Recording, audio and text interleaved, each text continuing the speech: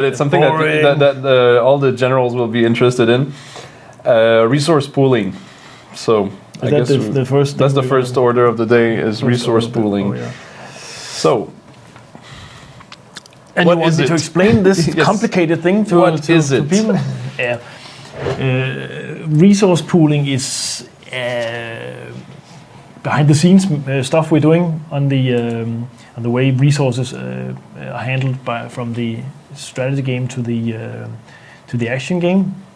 It's a step towards our new squad feature that will come. We'll talk a lot about that later. But the squad feature is not part of the Timoshenko build, but the rework of how the resources are handled needs to be done before we can do the squad feature. So the resource pooling is part of that. So it's coming in T. It's coming in T. Yeah.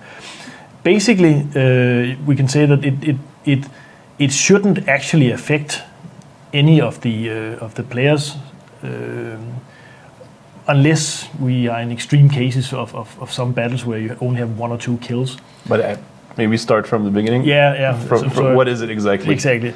What it is exactly is that all the instead of having resources bound to each assault team, say an infantry team brings in 20 men, and infantry team 2 brings in another 20 men, and infantry team 3 brings in 10 men, so there's 50 men on 3 assault teams. As it is now, you sort of like spend all the resources from one assault team, completely exhausting it, and then you move on to the next. Which means that some assault teams will never see battle, and some will get completely annihilated in the battle. And we think that that's kind of it's a bit uneven. So what we do with the resources is that we take all these 50 men and put them into one big pool of resources. And when you play the action game, you draw from that pool, and basically you draw from all the 3 infantry assault teams. So they sort of like lose the same amount. So is it really like one at a time? Like first guy gets killed, gets taken from assault team number 1? It's implemented. We can obviously change that if we see fit. But right now we're just using a randomized algorithm to pick each one of them. So it's not a kind of a round robin kind of thing where it's like you, then you, then you, then you, and then we go again. No, it's just random. But in reality, it should be sort of the same but more fair, because it's just randomized to who gets hit. Obviously, as it's said before, it will have in extreme cases where you have only 1 kill, then it only hit one guy has to pay for it immediately. Yeah. But in most cases, it will even out. Yeah. So it should be fine. The reason we do this is because the squad system will facilitate that you have a squad of soldiers. And that squad can sort of move around between battles and draw on the resources available. So they're not directly connected to an assault team. They are just drawing on the resources available. One of the things we would like to do with the squads is to expand them a little bit on what type of equipment and what type of resource they can draw on. So you have your ability to somewhat modify your squad. Given obviously you have enough experience, so that you can have like an infantry squad with maybe a scout car. So you sort of like a little bit can mix some of the different classes in the squad, but not just like a totally everything is in one pool. So to recap, what we're adding now is that the resources are just taken from whatever's available. Yeah. It's not like we're using this team and not the other one. We're using whatever. So strategy players will experience that they do not get wiped out. The assault teams don't get wiped out all the time. They just lose some resources and then can move on, or they can pull back and regroup. So it's instead of the current version where we actually just get knocked out and then you have to redeploy and move all the way to the front again. So your assault team should, in theory, stay longer on the battlefield.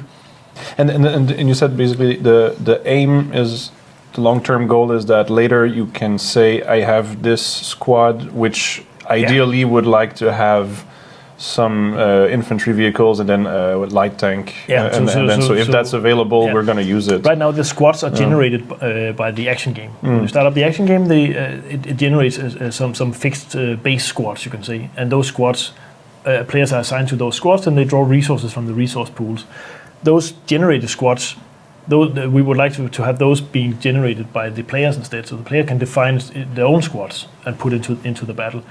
The reason we have to do the generated squads is obviously when we get to the player-defined squads, then there will always be something left over, and we have the mechanic now to just take whatever is left over of spawn slots and it doesn't just generate a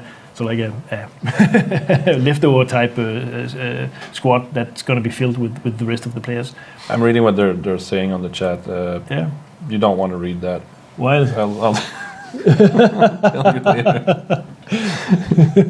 So, no, but actually, one of the cool things about doing this system is that we are decoupling the player spawn slots from the assault teams in order to be able to recoup them or relink them later on. When we have the squads and the resource pooling, we can make the thing where squads pick the battles, or you can say a general having an assault team can pick a particular squad to see, I want you guys to play with my assault team. I think that's one of the things that the players have been asking for a long time is, hey, I want to play with my own assault team, but you will be able to do that with the squad system. It's just there's a lot of groundwork that has to be fixed before we can get to that point, and that's the reason why we took the first step of saying the resource pooling is step one in that direction, and hopefully the squad system will follow after that. And I think I had this this other question related to that is does that influence the earnings in the strategy game in any way? Yes, it does, because now it's spread out over the assault teams rather than being for one assault team. So it is spread out. And so is it the same, like basically like randomly? It's randomly as well, so it should be evened out. So we blew up whatever. Yeah. One of the guys at random gets the war funds for it. I'm not entirely sure if we have the precise bookkeeping of this guy did this and this guy did, or it's just